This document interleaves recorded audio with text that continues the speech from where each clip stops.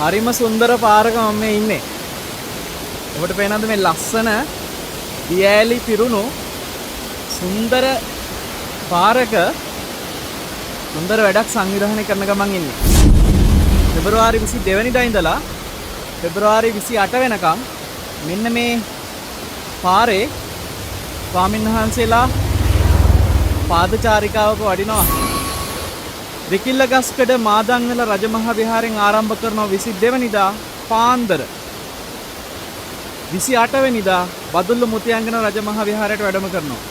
මේ පාරේ අපි හැම දවසකම මහා සංඝරත්නයේ පාදචාරිකාවක් වැඩම කරපු ඒ අරමුණු සියල්ලටම පරිවාහිර වටිනා වෙනස් අරමුණකින් මෙවර පාදචාරිකාව සිද්ධ වෙන්නේ. මේ පාර කොච්චර සුන්දර වුණත් මේ පාරේ හරි අසුන්දර දේවල් ගොඩාක් සිද්ධ වුණා.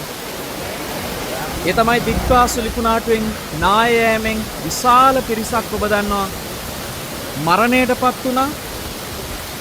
අපි මේ පාදචාරිකාවේ වැඩම කරන මාවත නුවරඑළිය සහ බදුල්ල දිස්ත්‍රික්ක දෙකටම අයිති වෙනවා. දැනට මේ දිස්ත්‍රික්ක දෙකේ 200 ගාණක් මියගිය පිරිස ඉන්නවා. එතකොට මේ අය මිය ගිහිල්ලා මාස 3ක් පිරීම නිමිති කරගෙනයි මේ පාදචාරිකාව සිද්ධ වෙන්නේ. ඒ නිසා අපේ පින්වන්ත ස්වාමීන් වහන්සේලා මේ සියලුම මියගිය අය වෙනුවෙන් 3 මාසේ පින්කමක් විදිහටයි මේ ගමන වැඩම කරන්නේ. උන්වහන්සේලා හැම මොහොතකම ඒ ගමනේදී දාන ටිකක් වළඳනවාද, ගිලම්පස ටිකක් වළඳනවාද, ඒ හැම තැනටම සහභාගී වෙනවා. ආපදාවෙන් ජීවිත අහිමි වෙච්ච අයගේ පවුල්වල අය සහ දේපල අහිමි වෙලා මානසිකව දුක් විඳින අය. ඒ අයගේ හිත හදන්නයි මේ මහා සංඝරත්නයේ මේ පාදචාරිකාව වැඩම කරන්නේ.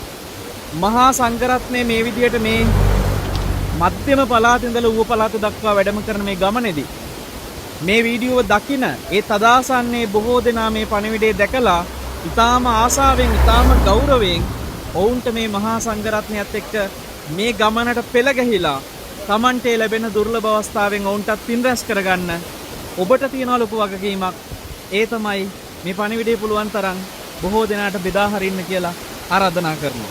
අපි දැන් මේ සංවිධාන කටයුතු හරිම සතුටින් සිදු කරගෙන යන ගමන් එක පැත්තකින් මිනිස්සුන්ගේ හිත හදන්න මේ වෙලාවේ අපිට මේ ලැබෙන අවස්ථාව පුංචි දෙයක් නෙමෙයි. අනිත් පැත්තෙන් මහා සංඝරත්නයට කරන උපස්ථානයක් විදිහට මේ ලැබෙන අවස්ථාව අපි හරි සතුටින් සිද්ධ කරන්නේ. ඔබටත් මේ පින අනුමෝදන් වෙන්න කියලා බොහොම මෙත් සිතින් තේපත් කරනවා. හැම දිනාටම තෙරුවන් සරණයි.